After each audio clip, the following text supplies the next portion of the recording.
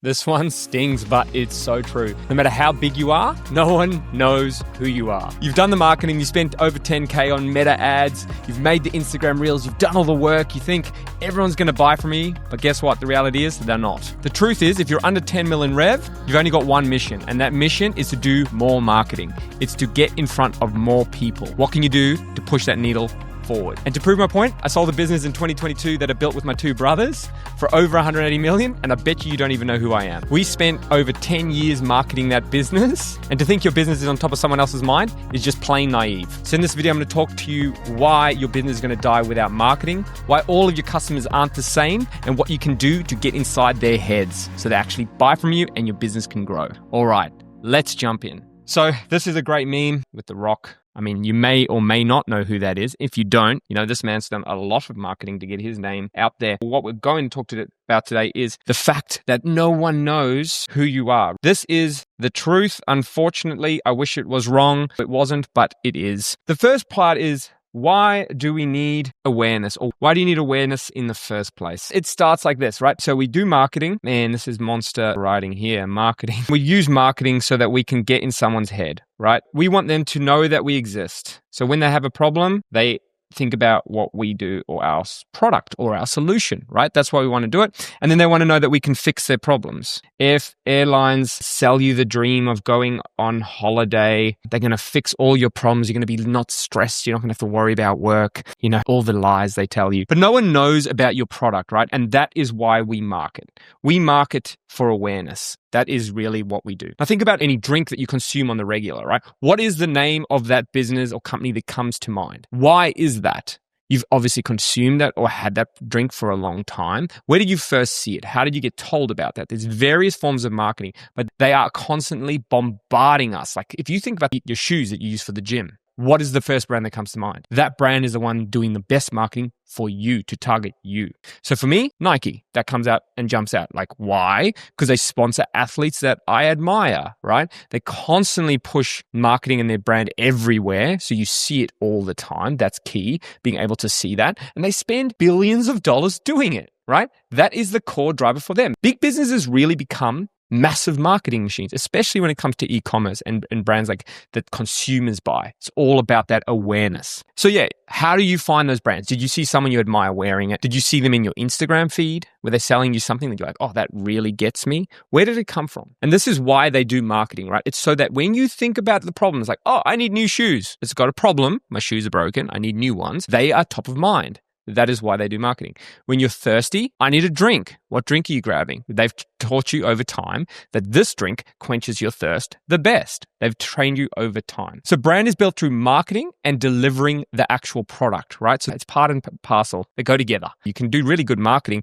and then not deliver a good product, and you end up just breaking your brand. It's going to do the opposite effect. So I have a bunch of top YouTubers that I know. And then when I tell them to my friends and family, like, have you heard of this person? They're like, I don't know that, right? And this is just another example of why you need a market, because in the end of the day, people just do not know who you are, regardless how big you think you are. It's just the facts of the game. So that's why we care, right? We care about marketing because it builds awareness and it allows us to sell our product and make more money. Our product, our service, whatever it is, make more money. I mean, I hope so. I hope that's why you do business, to make cash, because cash lets you do a whole bunch of other things. All right, now, what should you do and how should you approach this? You got to meet your customers where they are at, and you want to get inside their head. So here's the person and we want to be in here. Get in here. Yeah, right? So that's where we want to be. As soon as they have a problem, they think about us. So let's walk through the different stages of awareness, right? So in marketing, they call it like the awareness funnel or the stages. And I think sometimes it can get very confusing, but I'm thinking about it in three different phases, right? So this is a funnel and it's really cool. It's made out of plastic. Keep that in mind. It's a little plastic funnel here. So what we call here, this is a bottom of funnel, very advanced. Top of funnel, and then we have middle of funnel, Come on, Ken, you can do better than that. So now the top of the funnel here, these are people that don't even know they have a problem, right? They are what we call oblivious, right? They have no idea. Then we have the people that know they have a problem, they know. And then we have people who are looking for a solution. And to be honest, this is a very simplified version, and you can find way more complex ones. I'm keeping it simple for the sake of this video and also because of the sake of me. It's how I understand it, and I feel like simpler is better. Oblivious to a problem. This is a really good one. It's something that's in the last 2 years has really popped out at me. So I was oblivious that there was a thing called microplastics, right? I think most people were, and most people probably still are, that microplastics are bad for you. So how do we get microplastics? From drinking from a plastic bottle, for instance, or, in the pipes or in the air. It's everywhere, right? And to be honest, I actually think it was much more fun living in the world where I was oblivious. Because now that I know that it's a problem, I move down this funnel, right? And my life actually gets worse because now I'm stressing about my microplastics. I don't want these microplastics in me. So now I know there's a problem, right? So I've moved down. So someone told me, realistically, it was probably like a podcast that I listened to or consumed. And then I got aware. So very top of the funnel, just like, hey, mate, you've actually got a problem here, champ. And I'm like, oh, crap, I do, right? Me being me, health fanatic, I'm like, okay, well, how do I now solve this? So I now know I have a problem, right? So I now know I have a problem, but I don't know how to fix my problem. So I'm like, damn it, there's a lot of microplastics. How do I avoid them? How do I actually get away from this stuff? So I start consuming more content and I start researching and start figuring out, like, how do you get rid of microplastics? This is something very interesting to me that I want to get rid of in my life. Now I move down, okay? So I know I have a problem. I know how to get rid of my problem. I need to get some sort of water filter, which is this first stage, right? Get rid of it in the water. It's what you consume most of. Cool, great. So what I'm going to do then is I am now going to look for a solution. So I am problem aware. I know how to fix it. And now I want the actual product to do so. So now this is where the customer is going around the internet, browsing all the data, got the 50 tabs open, checking which is the best product, right? So now they are problem aware. They're solution aware. They know they need this thing. Right? And this is where you can start saying, okay, well, my brand does this and it does this and like your marketing. So this is the funnel. So I know now. And then at the end, I spend cash on a brand new water filter, in-home water filter. It's going to filter all my water, remove the microplastics and remove everything. And I'm going to have a great time drinking fresh water and my microplastic consumption is going to go down. And now you've got my money. Great. So how would a company approach this, right? So they would start off with really wide content. So it'd be making content about the problem. Like, oh, hey, guess what? There's so much microplastic. Microplastics are causing harm, et cetera, et cetera, et cetera. Get you down that funnel. Oh, yeah, crap, it is. Make blog posts. That kind of stuff. From there, we're now going to say solutions. We're going to say, okay, microplastics are a problem. You need a water filter. You need to not wear polyester. Man, honestly, this is a deep rabbit hole. Try not to go down it. It's not ideal. But you don't want to do that. So now you go down there and you go, cool. And then finally your content is going to be like, this is the best water filter. We remove 99.9% of blah, blah, blah. And you're really niched down because now like, I want to solve this problem to the best. I want to pay for it once, job done. So that is how or what we need to do to get the customer there, right? So you can see how you have to bring them down the funnel. And you need to be making marketing that hits every single one of those because there are customers all across the whole thing. And there is a note here. These customers are the easiest to sell, right? They're the easiest. You're going to get them. You're going to get the best return on your marketing investment here because they already know they want a product. You just have to tell them your product's the best and show them how. Right? Testimonials, quality, whatever it is. Down here, it's going to get harder. So as we go up, it gets harder because you've got to spend more time to get them down the funnel, right? We've got to invest more time, more marketing, more touch points, right? And that is the nature of the beast. So as your business grows, you're going to get hit wider and wider and wider, and you're going to collect those people, right? So it's good to have the strategy and the content in play right in the beginning because you're going to, focus on this down here, but then make sure we have content and stuff that will bring them in over time. Because if you do it now, it takes a long time. So by the time they come through, it's all good, all golden. Okay. So that is what we need to do to get them down. Now, how do we actually do this? Right? So there's lots of ways. So we have offline, right? So this is the real world, touch some grass, get some pamphlets out there. Like this is what we did in our first stage, like hit the pavement. You've heard all those sayings, those cliches. This is really good for service-based local businesses, right? Your customer is within striking distance. Like you'd be surprised how well letterbox drops actually work. They sound and seem dumb, but you see them enough, they start to hang on you. You start remembering, oh, that's actually interesting. I remember seeing that pamphlet about that plumber down the road that does this thing. I've got an emergency. Cool. So it's very powerful if you have a local base. And we really leveraged this when we had our business over 8 years and did that exit. A lot of it was local marketing, right? And offline. So we would deliver physical products, like with examples. That's a great way to get your thing in the door. I'm watching a founder at the moment go door to door with corporate businesses and deliver sample packs. Great way in. Great way in. You just need one customer to grab that, become a customer for life.